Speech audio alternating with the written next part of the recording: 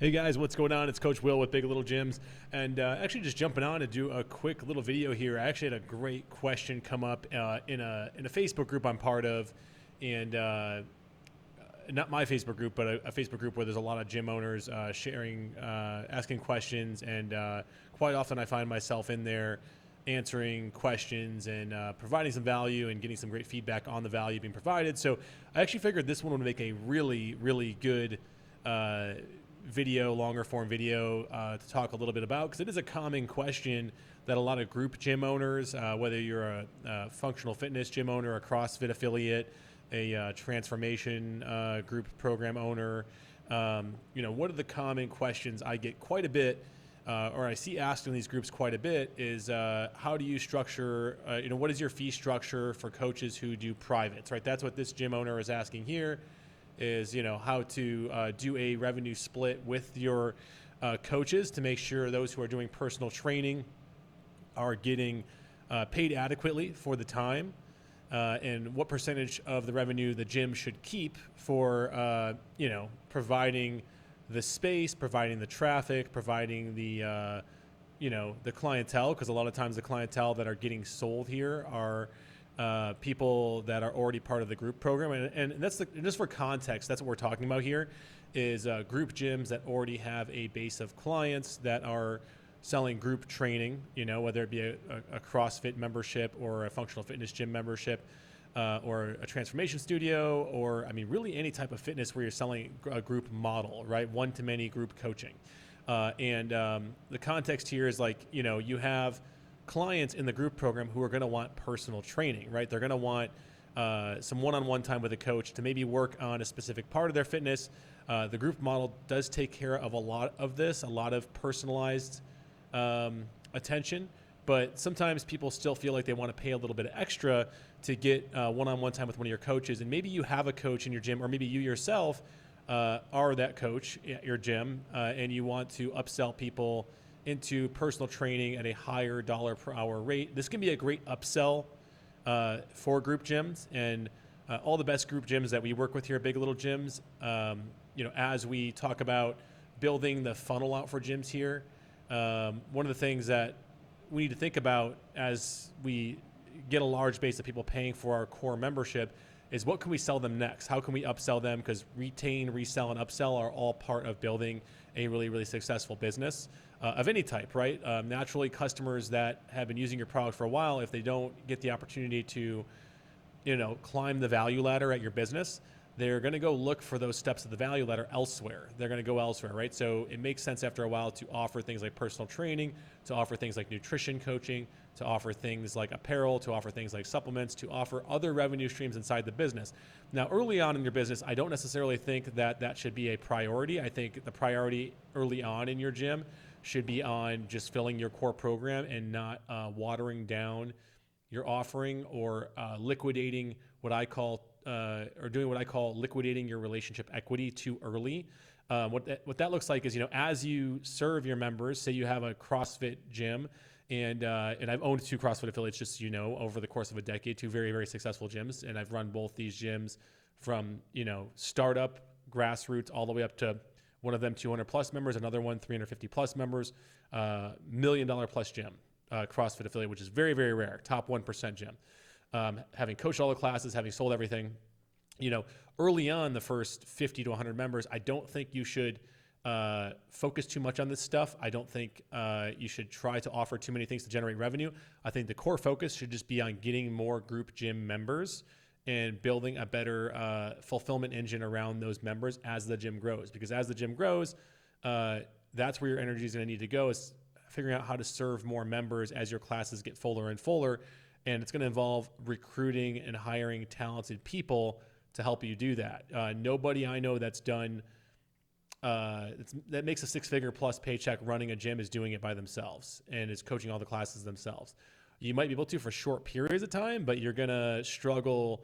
If you're spending all day coaching classes, you're not going to be able to do lead generation, sales, and focus on working on the business as well, because you need to obviously work in the business if there's no one else to work in the business. But that doesn't leave a lot of time to work on the business, which takes an equal or even greater amount of effort and time to do every day. And it's been that way with every one of my businesses. At first you're the fulfiller and the seller, but eventually you need to distribute the workload to other people and pay them well, right? So that's what this is talking about here is maybe when you are to a level where you have enough group coaching clients and you start getting some members interested in personal training, you need to figure out how to pay other coaches for that, right? And this gym owner here is asking, I'll just rephrase her question or restate her question. She says, what is your fee structure for coaches who do privates? For our coaches and PNL1s. PNL1s is a Precision Nutrition Level 1.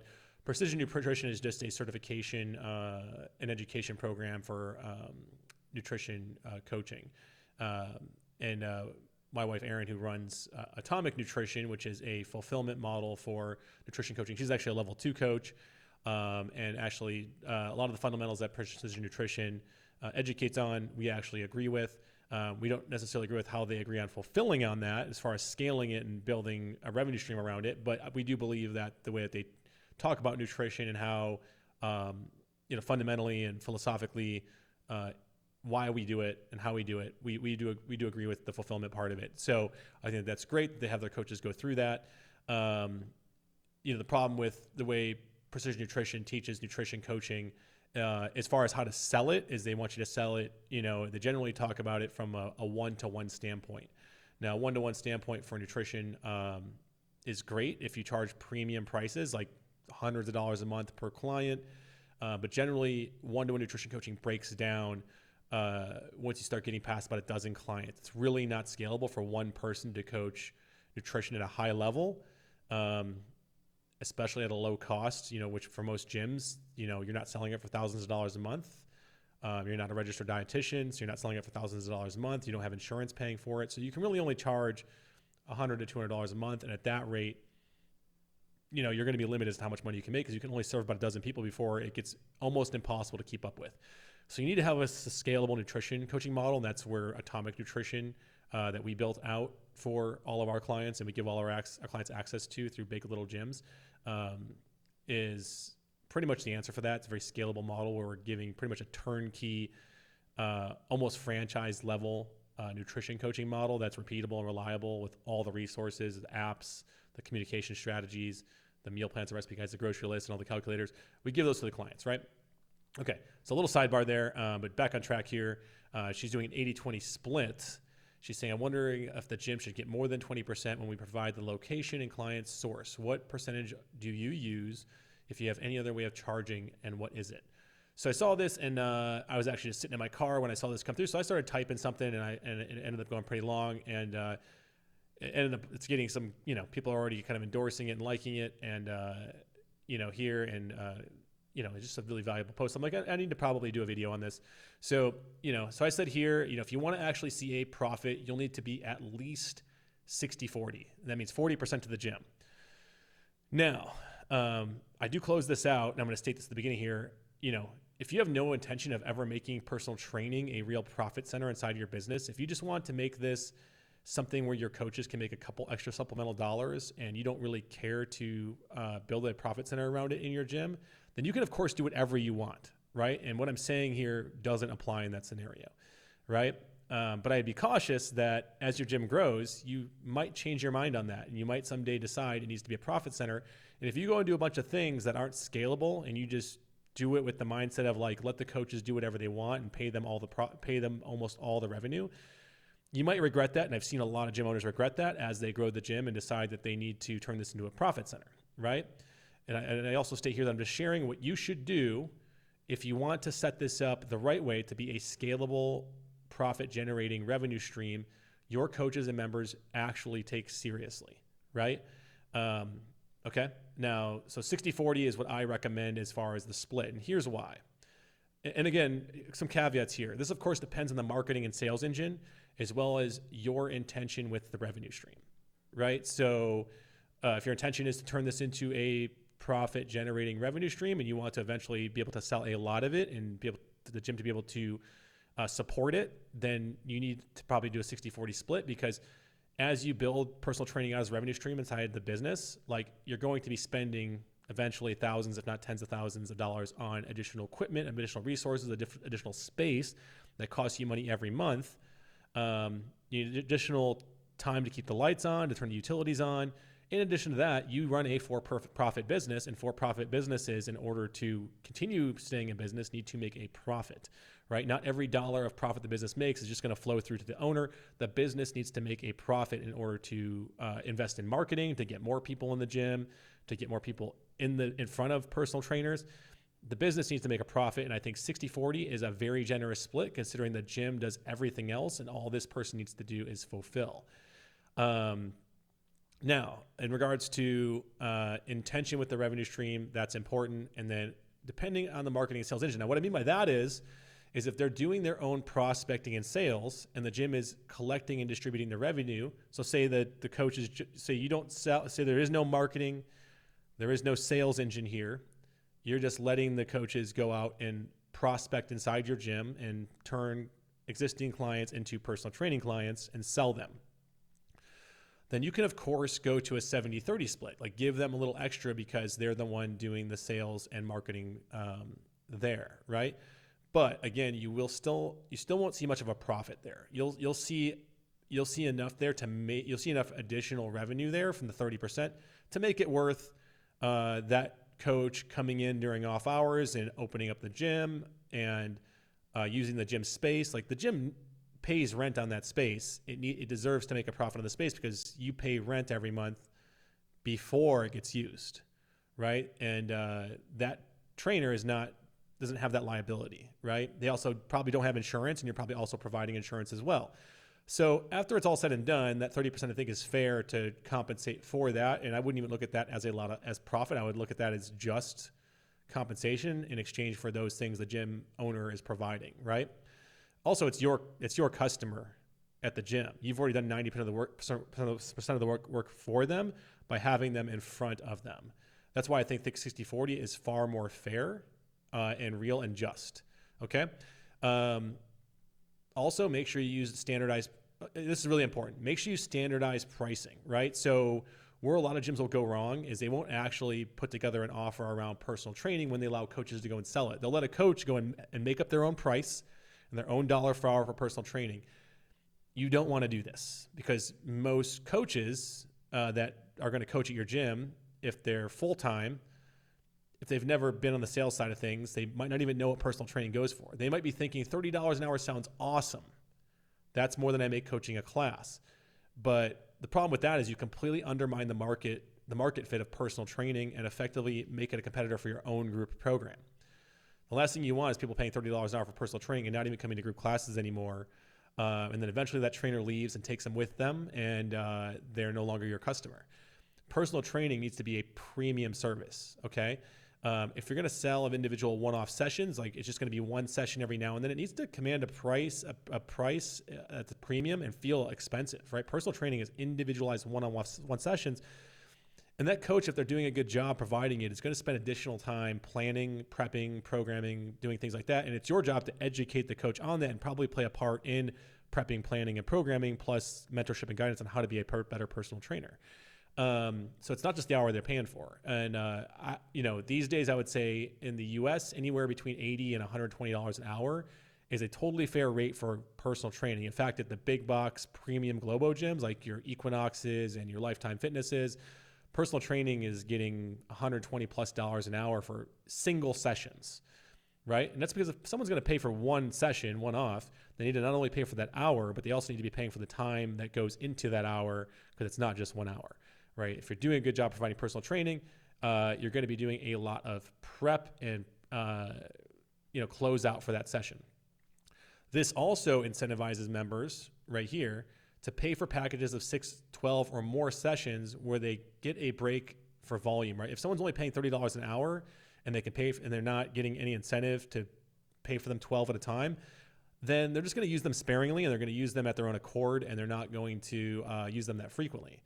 And you're never going to make any actual money. If you let a coach just charge whatever they want and you're getting 40% of that, it's like, okay, you're making $10 and the coach is making $20.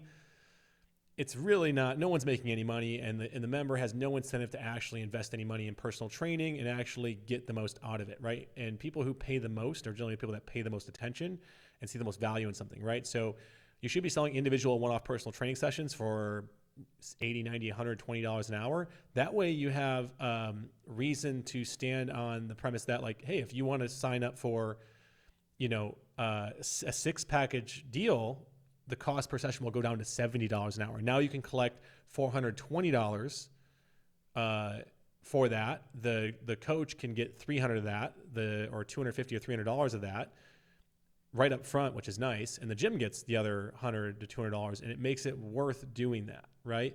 Because that's still not even that much money. The gym's overheads are going to be, if you have staff and you have coaches and you have utility bills, and you're looking at a $10,000 a month operation to run.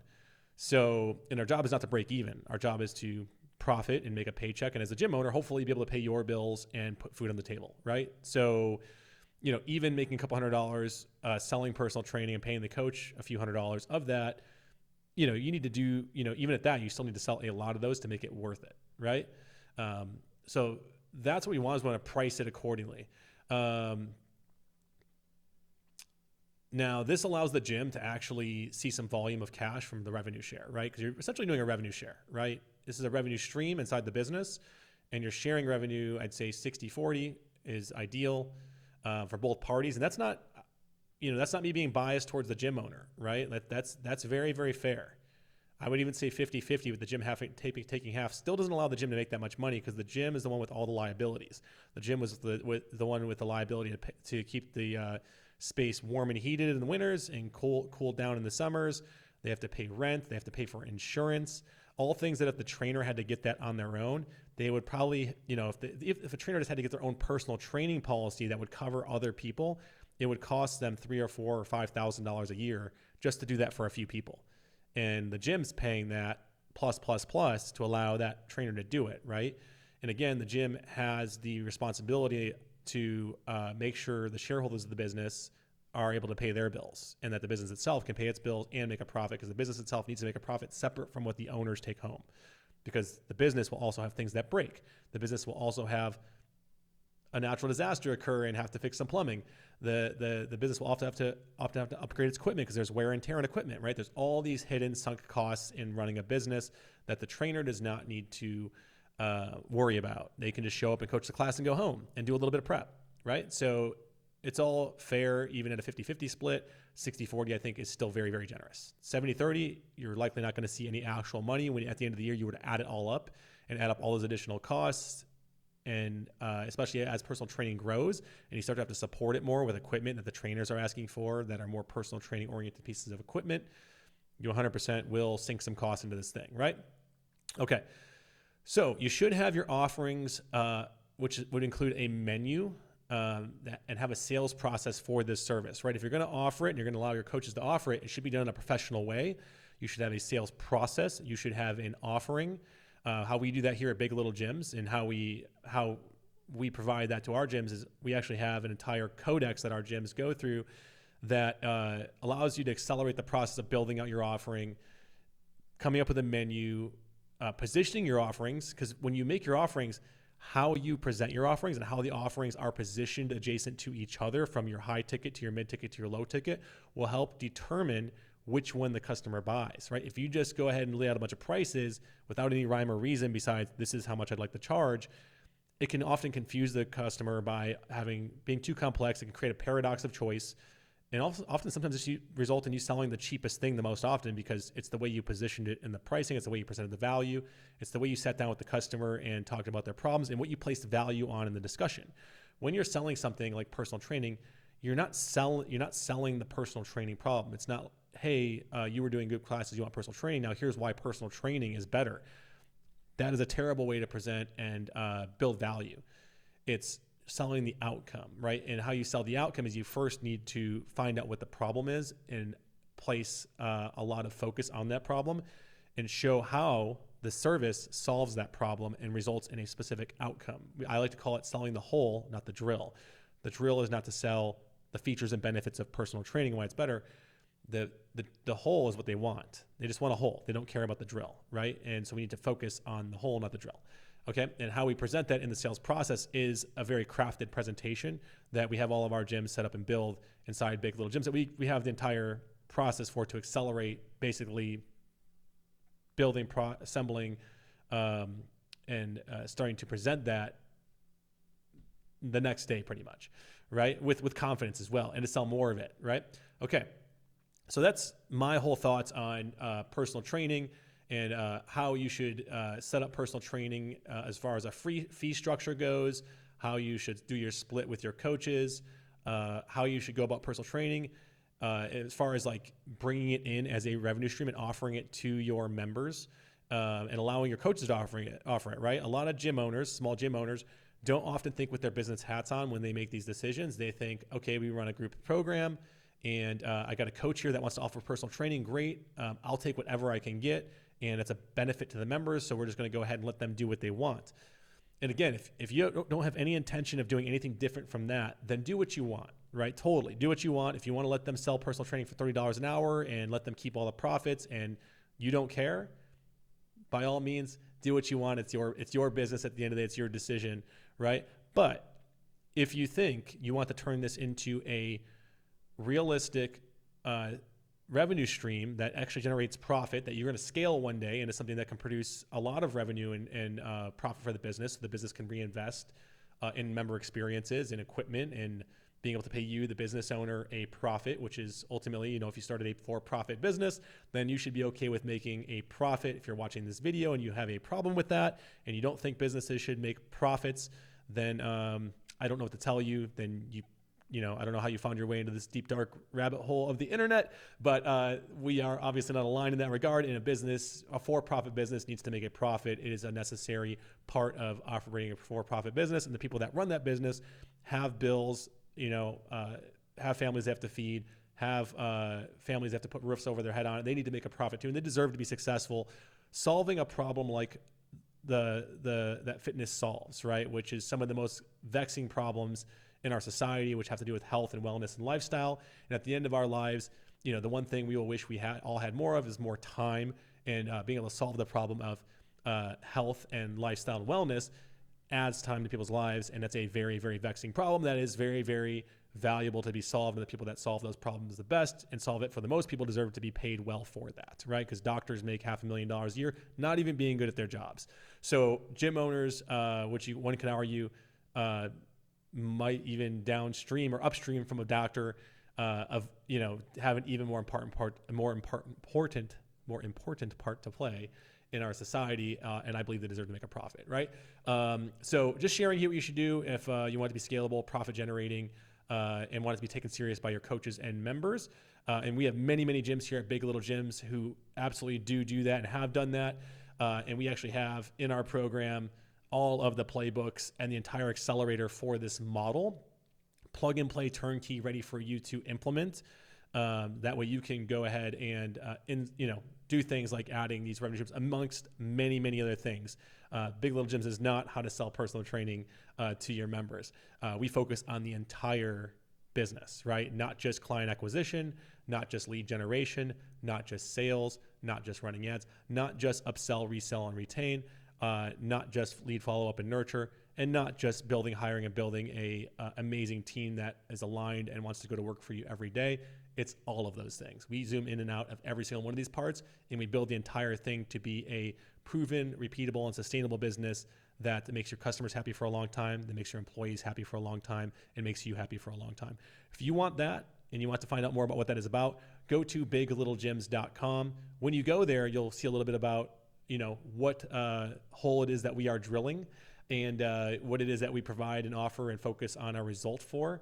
And then you can click the Get Started button there and fill out name, phone number, email. When you do that, it will take you over to a page where you can book a discovery call with me, where we will sit down and show you what our program is and is about and what it is and what problem we're solving. That is a sales call. So if you get on that call, be sure to be a decision maker and make sure all decision makers are present on that call. As Big Little Gyms has grown, as more of you guys watch my videos and find more value from them, we find more people getting on our calls that either aren't decision makers, don't have all the decision makers present, or are not ready to make a decision. And if we're getting on that call with you, we are investing our time into you to help you solve your problem.